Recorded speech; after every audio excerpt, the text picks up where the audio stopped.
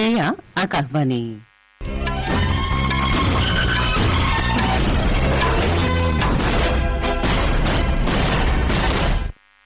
বাতৰি পঢ়িছো নিৰুপমা বৰঠাকুৰে। এতিয়া প্ৰধান বাতৰিসমূহত আছে। প্ৰধানমন্ত্ৰী নৰেন্দ্ৰ মোদী আজি দিনজোৰা ভ্ৰমণসূচীৰে ইউক্ৰেইনত উপস্থিত হ'ব। প্ৰধানমন্ত্ৰী মোদীয়ে পোলেণ্ডৰ প্ৰধানমন্ত্ৰী ডোনাল্ড টাস্ক আৰু ৰাষ্ট্ৰপতি আন্দ্ৰেছ ডুডাৰ সৈতে হোৱা বৈঠকেৰে দেশখনৰ ঐতিহাসিক ভ্ৰমণ সামৰিছে। সমগ্ৰ দেশত আজি প্ৰথম ৰাষ্ট্ৰীয় মহাকাশ দিৱস পালন কৰা হৈছে। অসম চৰকাৰে 1935 চনৰ মুছলিম বিবাহ আৰু বিবাহ বিচ্ছেদ পঞ্জীয়ন আইন বাতিল কৰাৰ উদ্দেশ্যে কালি বিধানসভাত এখন বিধেয়ক উত্থাপন কৰে। আৰু পেৰিছ অলিম্পিকত ৰূপৰ পদক বিজেতা নীৰজ চোপ্ৰাই ছুইজাৰলেণ্ডত অনুষ্ঠিত লুজান ডায়মণ্ড লীগ প্ৰতিযোগিতাৰ পুৰুষৰ জেভলিন থ্ৰত দ্বিতীয় স্থান দখল কৰিছে।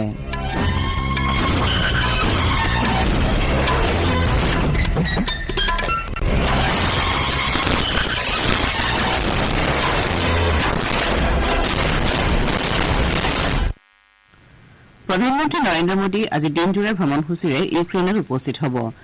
ভ্ৰমণকালত শ্ৰীমোদীয়ে দেশখনৰ ৰাষ্ট্ৰপতি ভলডিমিৰ জেলেন্সকিৰ সৈতে আছুতীয়া আৰু প্ৰতিনিধি পৰ্যায়ৰ আলোচনাত মিলিত হ'ব। এই বৈঠকত ইউক্ৰেইনৰ সংঘৰ্ষৰ সমাধান সূত্ৰ উলিওৱাৰ উপায়ক লৈ আলোচনা কৰা হ'ব।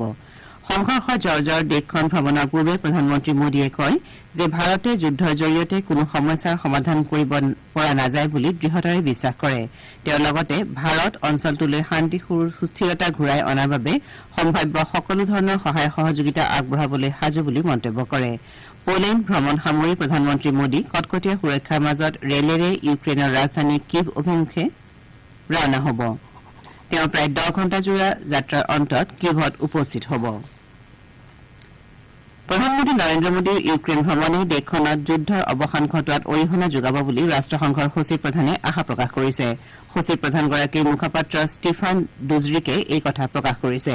যুদ্ধ অব্যাহত থকাৰ মাজতেই প্ৰধানমন্ত্ৰী মোদীৰ ইউক্ৰেইন ভ্ৰমণ সন্দৰ্ভত প্ৰতিক্ৰিয়া প্ৰকাশ কৰি ডুজৰিকে কয় যে কেইবাগৰাকীও ৰাষ্ট্ৰপ্ৰধান আৰু চৰকাৰ প্ৰধানে ইতিমধ্যে দেশখন ভ্ৰমণ কৰিছে আৰু তেওঁলোকৰ ভ্ৰমণে দেশখনত চলি থকা সংঘৰ্ষৰ অৱসান ঘটোৱাত বিশেষ অৰিহণা যোগাব বুলি তেওঁ আশাবাদী।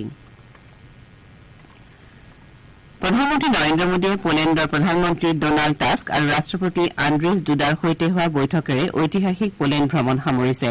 প্ৰধানমন্ত্ৰী মোদীয়ে কয় যে 45 বছৰৰ পাছত এগৰাকী ভাৰতীয় প্ৰধানমন্ত্ৰীয়ে পোলেণ্ড ভ্ৰমণ কৰাৰ পৰিপ্ৰেক্ষিতত এই দিনটোৱে দুয়োখন দেশৰ সম্পৰ্কৰ ক্ষেত্ৰত বিশেষ গুৰুত্ব বহন কৰিছে। তেওঁ লগতে পোলেণ্ডক ভাৰতৰ গুৰুত্বপূৰ্ণ বন্ধু বুলি অভিহিত কৰে। প্ৰধানমন্ত্ৰীয়ে সামাজিক মাধ্যমযোগে কৈছে যে এই ভ্ৰমণে পোলেণ্ডৰ সৈতে সহযোগিতা সুদৃঢ় কৰাৰ সুযোগ প্ৰদান কৰিছে। দেশ দুখনৰ মাজৰ বন্ধুত্বই এখন উন্নত পৃথিৱী গঢ়াত অৰিহণা যোগাব বুলি তেওঁ মন্তব্য কৰে। বিদেশ মন্ত্ৰালয়ে কৈছে যে প্ৰধানমন্ত্ৰী মোদীৰ পোলেণ্ড ভ্ৰমণে দ্বিপাক্ষিক সম্পৰ্কত এটা নতুন মাইলৰ খুঁটি স্থাপন কৰিলে। বিদেশ মন্ত্ৰালয়ৰ মুখপাত্ৰ ৰন্ধীৰ জয়ছোৱালে কৈছে যে 4 দশকৰ পাছৰ প্ৰধানমন্ত্ৰী পৰ্যায়ৰ এই ভ্ৰমণে ভাৰত আৰু পোলেণ্ডৰ মাজৰ সম্বন্ধ অধিক গভীৰ কৰি তুলিলে। পোলেণ্ডৰ প্ৰধানমন্ত্ৰী ডোনাল্ড টাস্কৰ সৈতে হোৱা আলোচনাৰ অন্তত সংবাদ মাধ্যমৰ সৈতে হোৱা কথা বতৰাত শ্ৰীমোদীয়ে কয় যে ইয়াৰ পূৰ্বে 1979 চনত এগৰাকী ভাৰতীয় প্ৰধানমন্ত্ৰী পোলেণ্ডলৈ গৈছিল। আনহাতে শ্ৰী টাস্কে দেশ দুখনৰ মাজত কূটনৈতিক সম্পৰ্ক স্থাপনৰ 70 সংখ্যক বাৰ্ষিকীৰ প্ৰাক্ষণত প্ৰধানমন্ত্ৰী মোদীক অভ্যৰ্থনা জনাবলৈ পাই নিজকে ধন্য মানিছে। শ্ৰীমোদীয়ে সাংবাদিকৰ সৈতে হোৱা কথা বতৰাত পোলেণ্ডৰ কোম্পানীসমূহক বিশ্ববাসীৰ বাবে সামগ্ৰী উৎপাদন কৰিবলৈ ভাৰতৰ মেক ইন ইণ্ডিয়া অভিযানত যোগ দিয়াৰ বাবে আহ্বান জনায়। আলোচনাৰ অন্তত ভাৰত আৰু পোলেণ্ডে উভয় দেশৰ মাজৰ সম্পৰ্ক কৌশলগত সহযোগিতালৈ উন্নীত কৰাৰ সিদ্ধান্ত গ্ৰহণ কৰে। প্ৰধানমন্ত্ৰী মোদী আৰু পোলেণ্ডৰ ৰাষ্ট্ৰপতি আন্দ্ৰেছ ডুডাই খাদ্য প্ৰসংস্কৰণ, কৃত্ৰিম বুদ্ধিমত্তা, শক্তি আৰু আন্তঃগাঁথনিকে ধৰি বিভিন্ন ক্ষেত্ৰত দুয়োখন দেশৰ মাজৰ সহযোগিতা সুদৃঢ় কৰাৰ বিষয়ে আলোচনা কৰে। প্ৰধানমন্ত্ৰীৰ এই ভ্ৰমণকালত professor Mariya Christopher বায়ৰ্স্কি, professor Monika ব্ৰৱাৰ্জি আৰু প্ৰফেচাৰ প্ৰেজেমিস্লাভ চুৰেকসহ ভাৰতৰ ইতিহাস, সাহিত্য আৰু দৰ্শনৰ অধ্যয়ন কৰা পোলেণ্ডৰ বিশিষ্ট ব্যক্তিসকলক সাক্ষাৎ কৰে। তেওঁ একাংশ আগশাৰীৰ ব্যৱসায়ীৰ সৈতেও মত বিনিময় কৰে। উপৰাষ্ট্ৰপতি জগদীপ ধনখৰে আজি গুজৰাটৰ গান্ধীনগৰ আৰু আহমেদাবাদ ভ্ৰমণ কৰিব। দিনজোৰা এই ভ্ৰমণৰ সময়ছোৱাত উপৰাষ্ট্ৰপতিগৰাকীয়ে গান্ধীনগৰৰ ৰাষ্ট্ৰীয় ফৰেন্সিক বিজ্ঞান বিশ্ববিদ্যালয়ত শিক্ষাৰ্থী তথা শিক্ষক কৰ্মচাৰীসকলক সম্বোধন কৰিব। ইয়াৰ পাছত শ্ৰীধনখৰ গুজৰাট বিশ্ববিদ্যালয়ৰ ধৰ্মধাম্মা আন্তঃৰাষ্ট্ৰীয় সন্মিলনত অংশ ল'ব। অনুষ্ঠানত গুজৰাটৰ ৰাজ্যপাল আচাৰ্য দেৱব্ৰত আৰু মুখ্যমন্ত্ৰী উপেন্দ্ৰ পেটেলো উপস্থিত থাকিব আপোনালোকে বাতৰি শুনিছে আকাশবাণীৰ পৰা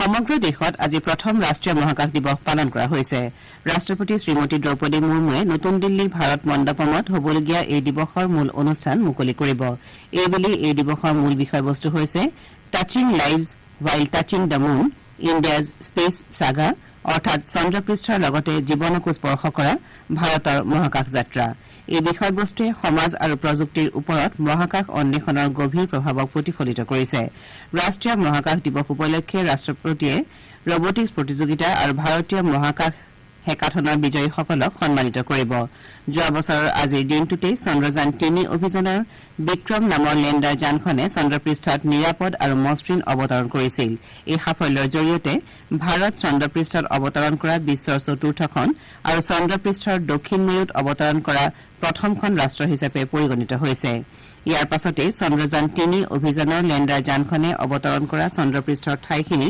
শিৱশক্তি পইণ্ট নামেৰে নামকৰণ কৰা হৈছিল আৰু ২৩ আগষ্টৰ দিনটো ৰাষ্ট্ৰীয় মহাকাশ দিৱস হিচাপে ঘোষণা কৰা হৈছিল ৰাষ্ট্ৰীয় মহাকাশ দিৱসে মহাকাশ অন্বেষণত লাভ কৰা অসাধাৰণ সাফল্যক স্বীকৃতি প্ৰদান কৰে আৰু মহাকাশ প্ৰযুক্তিৰ অগ্ৰগতিত আলোকপাত কৰে ভাৰতে ১৯৬০ৰ দশকত মহাকাশ গৱেষণা আৰম্ভ কৰিছিল আৰু তেতিয়াৰে পৰাই প্ৰযুক্তিৰ বিকাশেৰে ক্ষেত্ৰখনত অগ্ৰগতি লাভ কৰিছে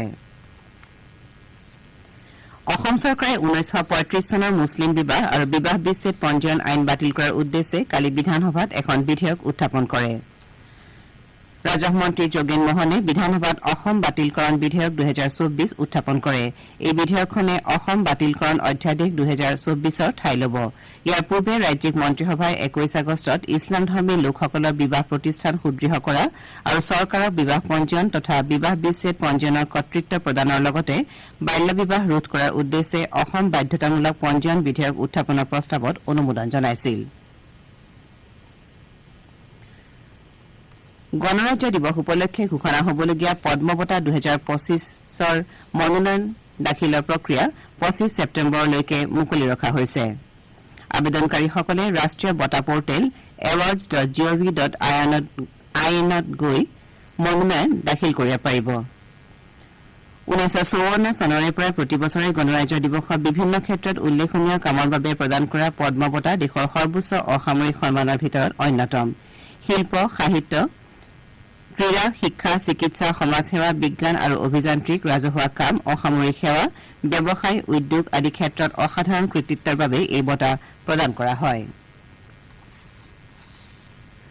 পেৰিছ অলিম্পিকত ৰূপৰ পদক বিজেতা নীৰজ চোপ্ৰাই ছুইজাৰলেণ্ডত অনুষ্ঠিত লুজান ডায়মণ্ড লীগ প্ৰতিযোগিতাৰ পুৰুষৰ জেভলিন থ্ৰত দ্বিতীয় স্থান দখল কৰিছে নীৰজে চলিত বৰ্ষৰ সৰ্বশ্ৰেষ্ঠ ৮৯.৪৯ মিটাৰলৈ জেভলিন দলিয়াই এই কৃতিত্ব অৰ্জন কৰে পিটাৰ্ছ এণ্ডাৰছনে ৯০.৬১ মিটাৰলৈ জেভলিন দলিয়াই প্ৰথম স্থান দখল কৰে জাৰ্মানীৰ জুলিয়ান ৱেবাৰে ৮৭.০৮ মিটাৰৰ প্ৰদৰ্শনেৰে তৃতীয় স্থানত থাকে খেলো ইণ্ডিয়া অস্মিতা উছু লীগৰ পশ্চিম মণ্ডলৰ খেলসমূহ কাইলৈৰ পৰা উত্তৰ প্ৰদেশৰ মিৰাটৰ গডৱিন পাব্লিক স্কুলত অনুষ্ঠিত হ'ব ৪দিনীয়া এই প্ৰতিযোগিতাৰ বাবে সকলো প্ৰস্তুতি সম্পূৰ্ণ কৰি তোলা হৈছে এই ক্ৰীড়া প্ৰতিযোগিতাত উত্তৰ প্ৰদেশ মধ্যপ্ৰদেশ মহাৰাষ্ট্ৰ ৰাজস্থান আৰু গুজৰাটকে ধৰি পশ্চিম মণ্ডলৰ ৰাজ্যসমূহৰ মহিলা এথলীটসকলে অংশগ্ৰহণ কৰিব খেলো ইণ্ডিয়া মহিলা লীগৰ অফিচিয়েল ইউটিউব চেনেলত প্ৰতিযোগিতাৰ খেলসমূহ পোনপটীয়াকৈ প্ৰত্যক্ষ কৰিব পৰা যাব